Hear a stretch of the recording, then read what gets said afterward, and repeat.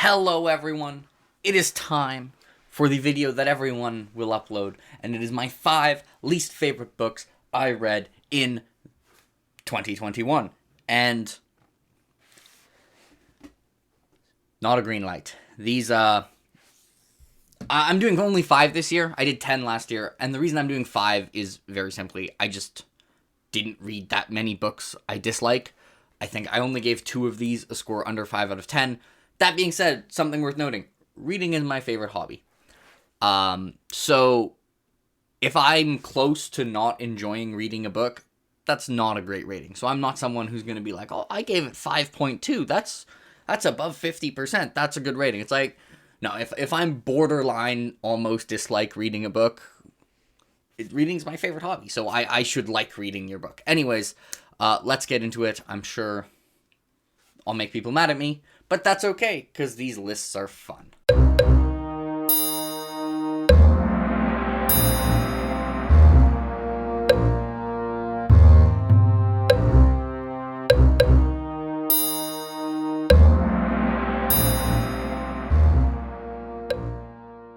So for the number 5 spot on this list, we have a book that not that many people are going to be mad about. And in fact, this spot is probably going to hurt me more than it's going to hurt any of you. Because number 5, least favorite book of 2021 is by my favorite author by far, Dragon Keeper.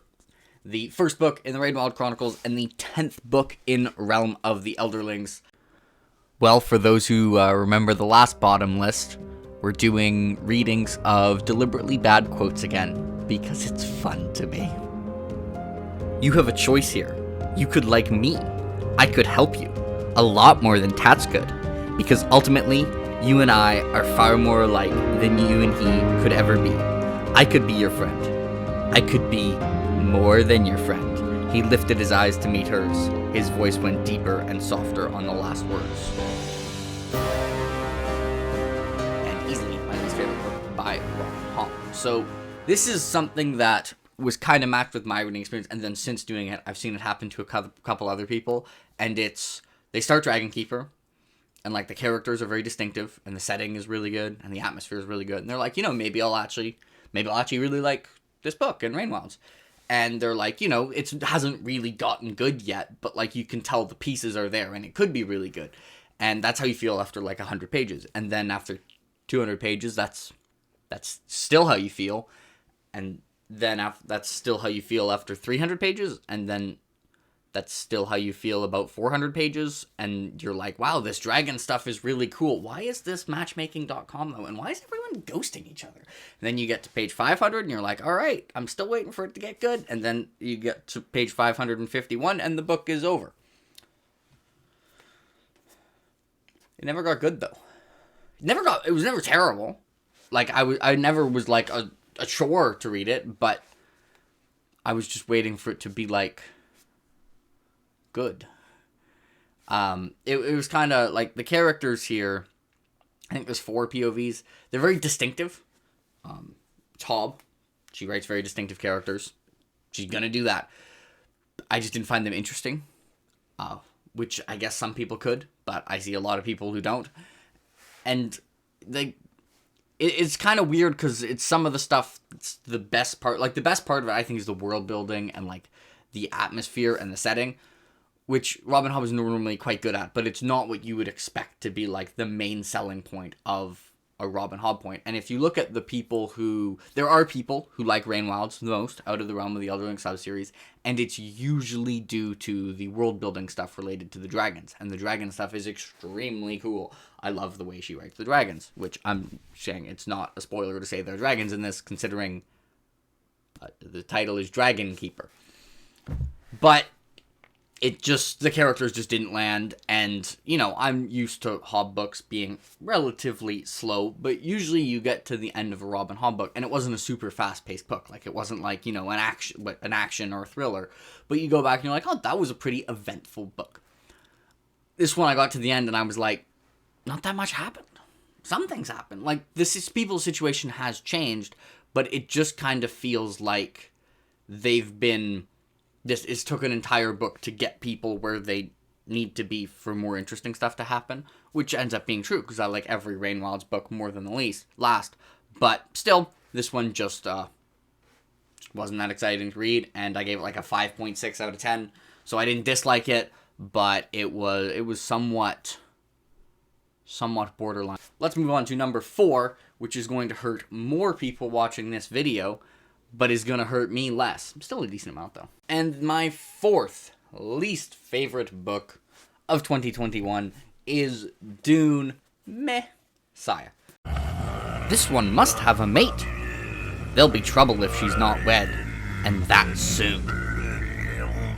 I presume nothing. I take nothing which is not first offered to me. Be glad I did not take all that was offered.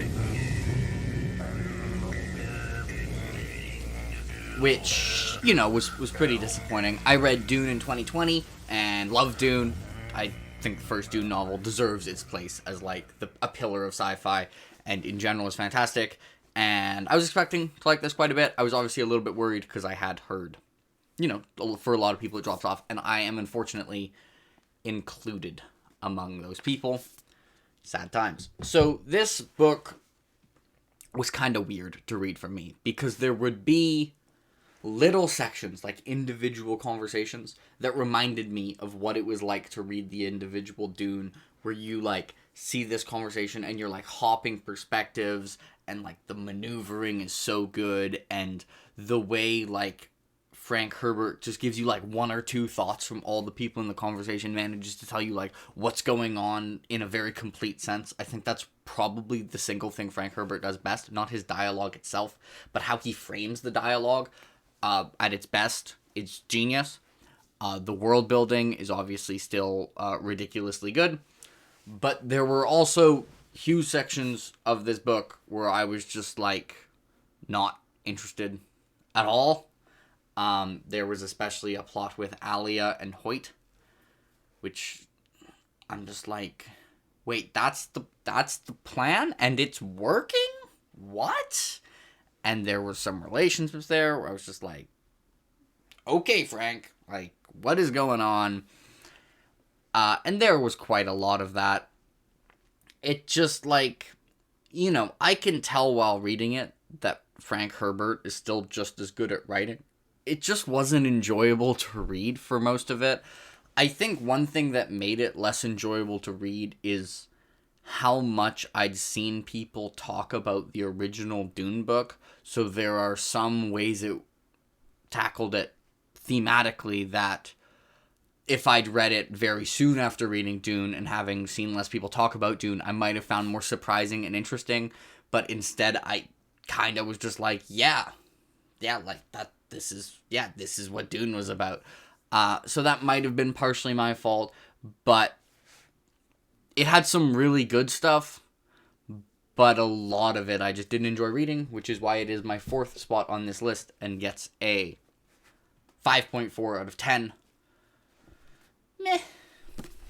And for my number 3 spot, I am probably going to have people going, does this mean you hate the author? No, I have nothing wrong with the author of Breach of Peace by Daniel Green. Khalid realized she was taking a drag from a cigarette she did not remember lighting. The damn things had become as natural as walking. I am, of course, a moderator in Daniel's Discord. I don't have anything against Daniel. Please do not see that I have this relatively high on this list and take it to mean that I think Daniel is a hack booktuber who is being paid by Amazon or something stupid. No. I just didn't like his book that much. I don't have a lot that I hate about this book. This is one of the books that just made me feel ultimate apathy. It had moments that were clearly supposed to be emotional, and it was the ultimate example of, oh no! Anyway. Oh no! Anyway. I didn't care about anyone. I thought it did some things kind of well. I think the idea of having protagonists who are part of a religious police force was an interesting idea. There's like a kind of horror section of this book that I think is decently well done. So it wasn't actively like a chore to read. I'm not someone who thinks that this is like horrendously written. I think the writing is fine. Like it's a debut author, but and doesn't stand out. But it's also like when I read it, I can tell what's going on. So it does pretty well from the clarity standpoint. It's just not adding anything to the story, really. The characters were fine, I guess. Was the main character's name Chris? I don't barely remember. Khalid. I barely remember anything about it. They just stuck with me to an unreasonably small amount. Like, it's just... Like, I don't hate anything about it, but it's just all... I just don't... I read it, and I was like, okay, if that was a book that exists, I feel nothing. It was just apathy. The cover's really nice, so I haven't read Rebel's Creed, and I don't think I'm going to. You know, nothing against Daniel, I just... You know, he's a debut author. It's a debut novella. I'd like to point out I'm not completely writing off Daniel. I think, in general, I'm not going to write off anyone after a first novel.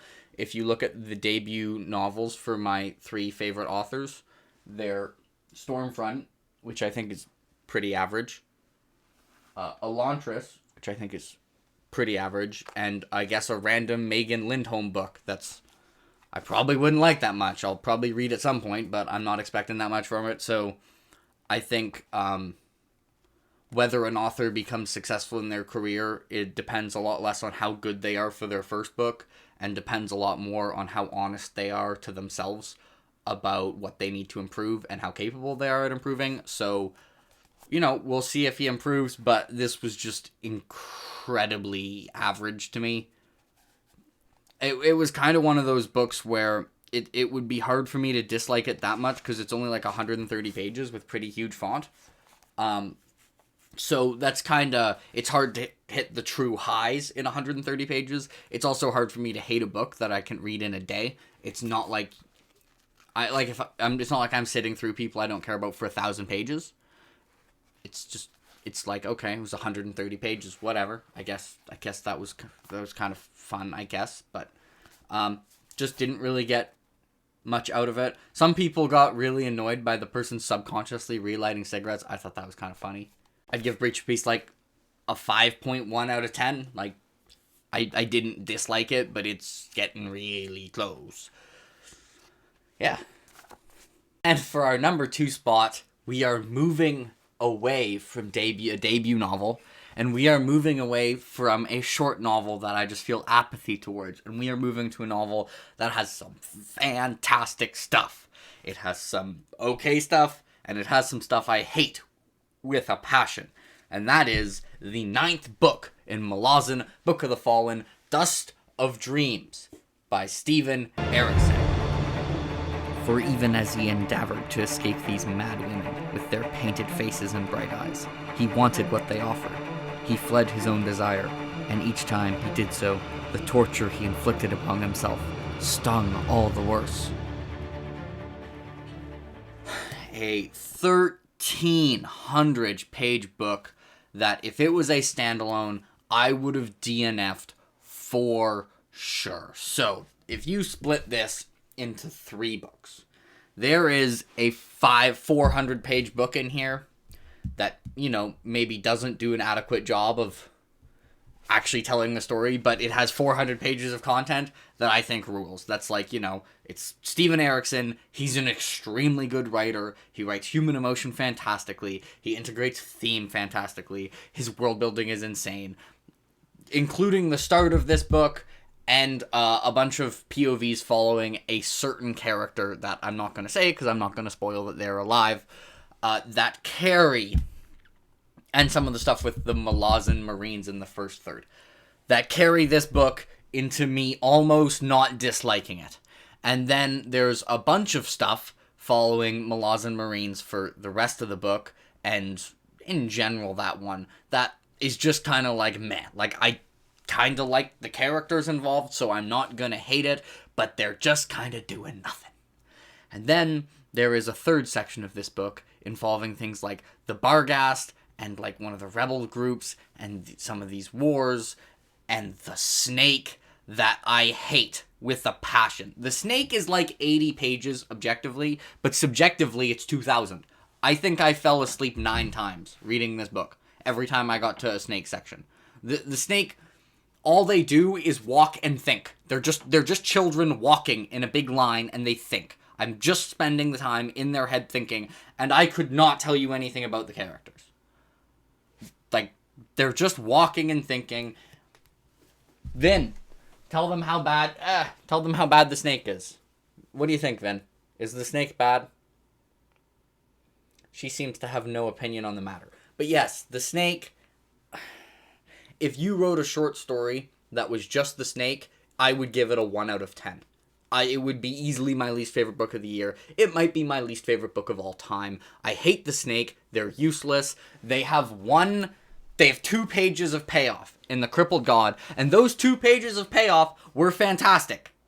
But 2 pages of fantastic payoff was not worth what I did. I hate them. And then we get the Barghast. The damn Barghast. So this book famously has what is arguably the most brutal scene in the entire series. And I'm fine with it having this brutal scene in the entire series. That isn't why it's easily my least favorite Malazan book. The problem is, the character that the ridiculously brutal thing happens to, I just don't think is a compelling character. Like, I don't believe they're a person. So it didn't even emotionally impact me, because, like, we see other people talk about how great this character is, but from what I've seen of this character, like, actually do, she's just, like, a character that I think would probably be, like, one of the 5 least interesting characters in the entire series, and this series has a lot of characters. The only Malazan character... Oh, and I forgot, this book also has a punch of Ublala Pung, who is legitimately one of my least favorite characters of all time. He is the example of Erikson humor at its worst. Erikson in general is extremely funny, but there are a few types of Erikson humor. There's, like, extremely clever irony humor, there's like dry Abercrombie style humor, there's almost like Pratchett style absurdism, and all that stuff is great. And then there's Ublala Pong, where it's like, it's funny because he has a big penis and he has the mind of a child. Fuck off. Why do you have more page time than people in like the last 2 books, than characters who are actually good? Literally cut Ublala Pong from this series, and a couple books, like Midnight Tides probably becomes my favorite book in the series, and The Crippled God might end up beating Toll the Hounds. That's how much I hate. Like, he drops books full half star, like, not full half stars. He drops books like a 1/4 star just by his presence, and he doesn't even get that much time. He's terrible. He's one of the worst characters in all of fiction. I hate him so much. And then, oh yeah, I was talking about the Barghast. The Barghast have one good character who's not a Barghast, and all the other character arcs are all the other like POVs are just meant to feed in and make this character good. There are characters who it's like the first time you get in their head, you get like the most one-dimensional like mustache twirly shit ever. There's like 5 characters who get introduced in this book, and their first chapter, like in the first page of their first POV, they think about how, like, you know, they like rape and how they think rape is like a good. And then later they have like 2 conversations with this character who's like the entire point of the Barghast plot. And then they become like super thoughtful, compassionate people. And it's just like, screw off. This is the most unbelievable character arc I've ever seen. Rah! Yeah, I hate it so much. And then there's another group of people. I don't even remember what their damn name is.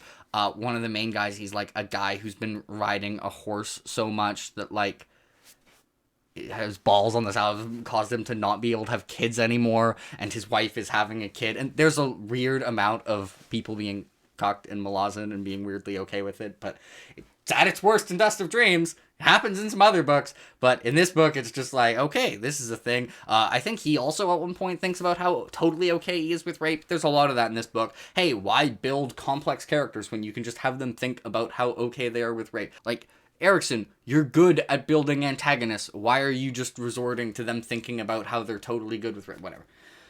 So yeah, Dust of Dreams. It, despite all that stuff that I just ranted about that I hate, there's also a scene with boats. I have said this to Pranav on Discord, but Erikson just needs to invent planes in the Malazan world. The man, he's got a lot of boat not a lot, but he's got some boat subplots, and like one of them is good. And all the other boat subplots are the weakest part of the book they're in. I don't know if it's the weakest part of Dust of Dreams, but that's only because the snake exists. You could have been really good. You were like the best start of the entire series. That's all I got for Dust of Dreams. I'm sure I pissed people off, but you know what? The funny thing is, people say like that this is just the reason people don't like it is just because it's the first half of The Crippled God. I think that's totally remote. Like, the problem I have with Dust of Dreams is not that it's half a book. I actually think any author who isn't Steven Erikson would consider this a full book. It's just unlike every other book. It doesn't wildly switch locations and characters in between this and next. It still does a decent amount, but so it doesn't feel like one book. The problem is the stuff that's only in Dust of Dreams is the stuff I really dislike. All the stuff I like about this book is the stuff that's just set up for The Crippled God. I feel like this could have been a 500-page book that's just a setup book for The Crippled God, and it wouldn't have been the best Malazan book, but it would have been really good setup. Like, there's some of the stuff with, like, the gods and stuff that's clearly just set up for The Crippled God, but it's really good setup. And then the stuff that's, like, isolated into Dust of Dreams, I just hate. So, yeah, Dust of Dreams, easily my least favorite book in Malazan Book of the Fallen. But that being said, remember, despite all the things I hate, it has some stuff in it that is fantastic.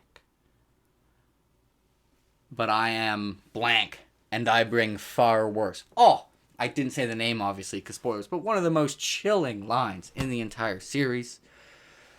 So this is like literally the opposite of Breach of Peace, which is why it ended up being way longer, because I have a lot more to say about it, and I give it, which is going to sound disproportionately high after the long rant I just had, but a 4.8 out of 10, because Erikson is writing it, the prose is fantastic, the world building is amazing, and there is some truly fantastic stuff in here.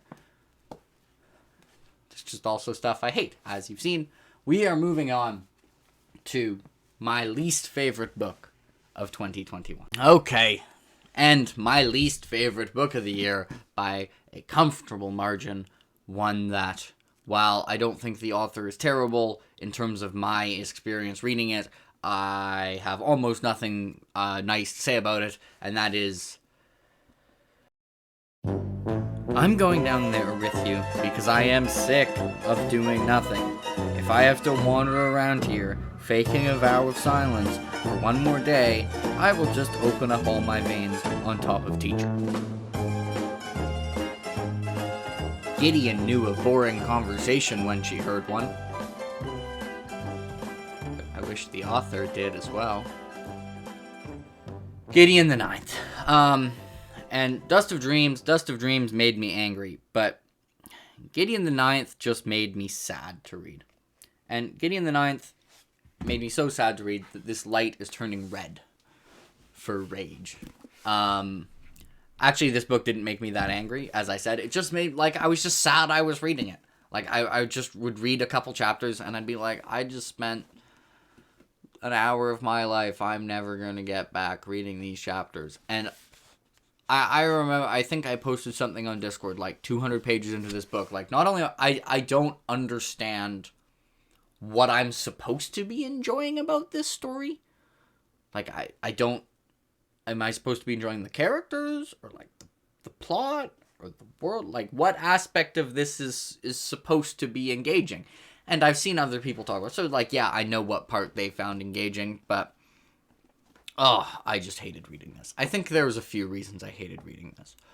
One, like, this book, people act like it has a huge amount of characters. Like, people say, this had so many characters. It doesn't have that many characters. It has, like, I don't know, 17 named characters in, like, a 450-page book. Like, if I look at my bookshelf right now, all three Fiona of our books are shorter and have way more characters. All the Sanderson books have way more characters. All the Hobb books have more characters. Maybe Project Hail Mary has less characters. The Empire of Silence has way more characters. All the Wheel of Time obviously has a ridiculous amount of characters. Even, like, I guess Stormfront doesn't have as many characters as Gideon, but, like, Stormfront and Full Moon together, which are only a little bit longer than Gideon, probably have more. Alara has more characters. The Blade itself has more characters. And Malazan obviously has a ridiculous amount more characters. Like, this book doesn't have that many characters. They're just not good. And I don't mean good as in people. I mean, they're not distinctive. Like, I kept forgetting who everyone was. Not because there was a ridiculous amount of characters to keep track of, but because of how little the characters had in terms of distinctiveness that made them stand out and be memorable.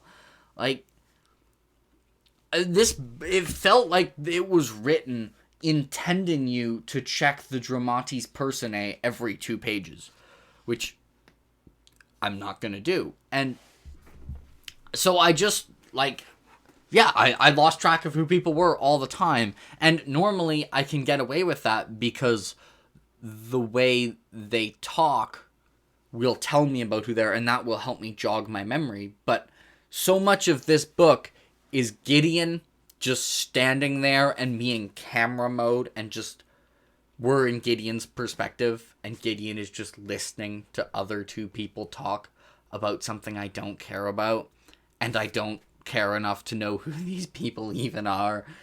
And it's just why. Now, I know some people enjoy the writing. I'm not gonna say that Tamsin Muir is like a horrible writer, but oh man, I had to push through this book. I think I would rather read Crossroads of Twilight 3 times, Dust of Dreams, and Dragon Keeper before reading this again. Why does my room made this on the previous video randomly makes this noise sometimes? I don't know if you can hear it.